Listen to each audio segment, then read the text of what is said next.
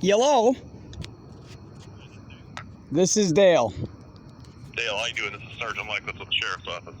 Sergeant Michaels, how are you? Lekowitz. Oh, Lekowitz. I'm so sorry. That I didn't even get close. Yeah, no problem. That's all right. I know sometimes it could get mixed around on the phone. What's going on? I was expecting to speak with Officer Robinson. He served me some papers this afternoon.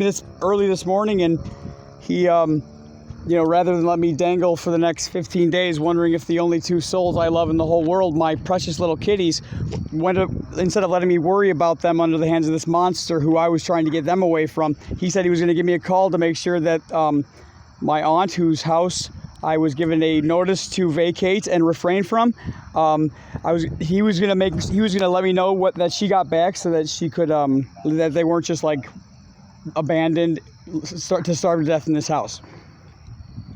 Okay, there's a lot of information there. What was the address that you got evicted from? 605 State Street in Yorkville, Illinois. All right, when did this happen? This happened this morning.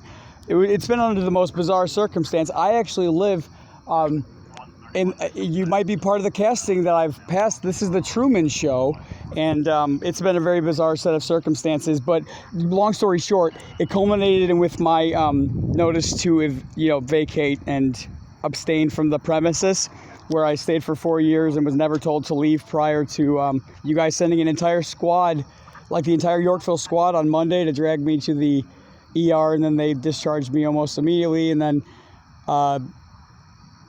this guy came all by himself and needed me to give me, after serving me the papers and reading me all these things, and I had to give him my aunt's number, which was very strange. And then I asked him if he could please put my worried mind at ease, because they are trying to claim I'm some sort of deranged lunatic.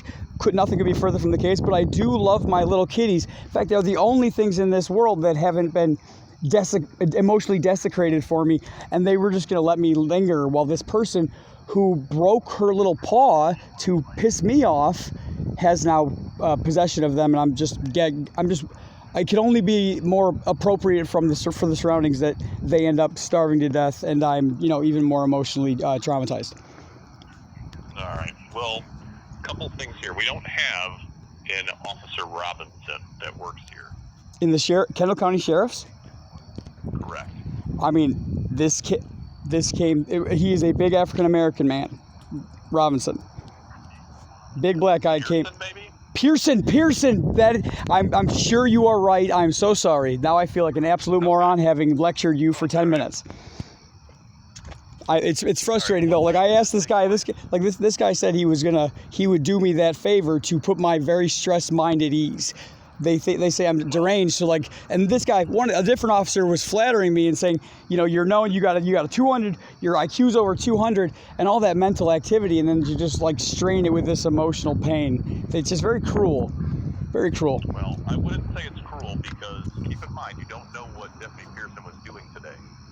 So if he was there, I understand. You guys. Priority calls all day. That's gonna take. It literally takes. Over calling you back about the cats. You know what I'm saying? Well, no, I don't understand it. You might not give a shit about the cats, but they're my only goddamn thing in the world. And you guys just tell me this monster who owns them now is going to get to keep them, and I'm just going to watch them fucking starve to death from afar. So to me, it's rather important. Whether you guys value life as I value life, my protectors, is irrelevant. I am the taxpayer, and it would be a fucking courtesy to get a goddamn call over this, so my fucking things aren't going to starve to death.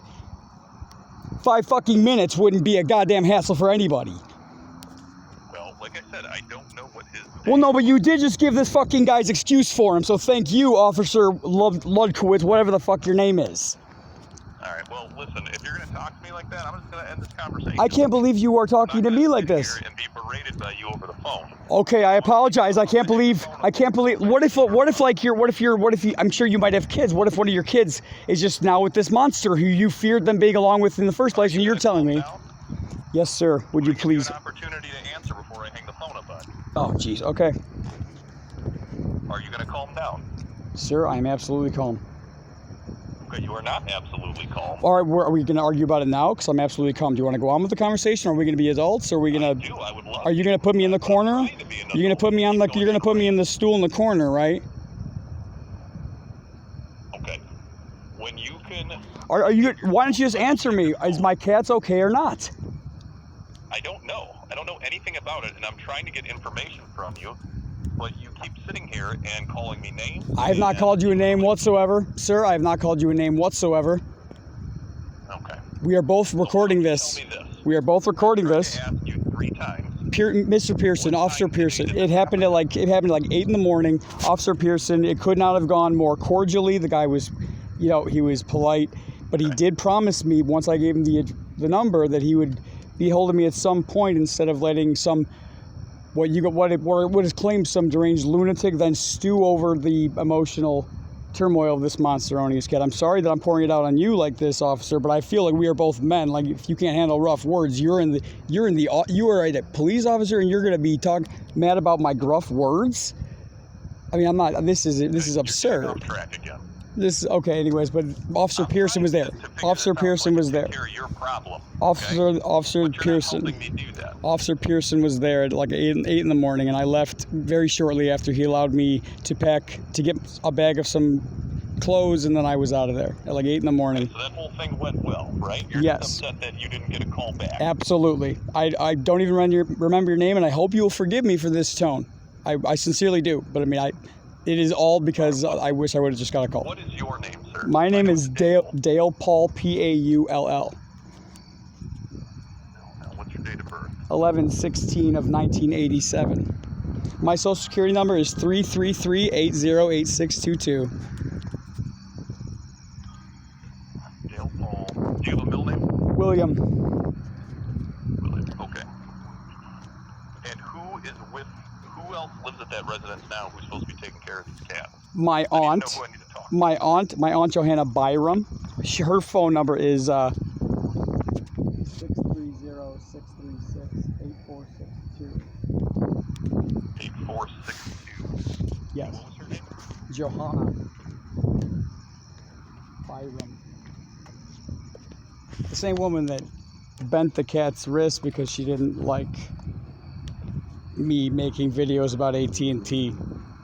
Are the cats, are they shared property? I mean, in my opinion, I mean, this depends on how the thing is legislated or like how the law reads. Emotionally, these cats are mine. Smalls, the older male cat, came with me to the house to live when my aunt took me in. Cinnamon, the young female cat, I found on the road, and my aunt had agreed like we were gonna look for a cat for as a companion for the male guy, and these cats are around me all the time. They are the only emotional connection to biology that's left me intact. And I made complaint about her bending be mad at me and snapping its wrists, and I took videos and put it on YouTube. So she and her friend made up some absolute bullshit, but I mean that's to be heard over on the 15th of September. I mean, until then, like, it would have went just a long way to know that she's even at the house. I could see this woman letting these cats starve to death. That is what I think of this woman. Okay. Who else lives there? It was just me and her. She was a very gracious. Okay. Yeah, she was a very gracious host for 4 years. Okay, so you're saying on the 15th you have a hearing, correct? Yes, and I believe Kendall County. Okay, well, yeah, I would think it would be Kendall County if that's Yeah. you were on State Street in Yorkville. So yeah. All right, I am going to call her. Okay, and see if I can get some information from her about what's going on and the status of your cat. I mean, I very much appreciate it that you're even willing to indulge me in this after the heated thing, berating. I mean, words you just heard. But I mean, all I need if to just know that someone's there with them, because they were this is the second time I was taken out of the house in 2 days, and these cats, I could just watch on their face how worried they are. Just to know they're okay, would be a world changer to me. All right. Well, I'll tell you what. I will give you a call back here very shortly. This is what I'm doing right now. So barring some unforeseeable issue taking place right now that would pull me off of this, I will try to get back to you as soon as possible, okay? Thank you so much, officer. Thank you. All right. We'll talk to you soon. Okay, hopefully. Okay, bye.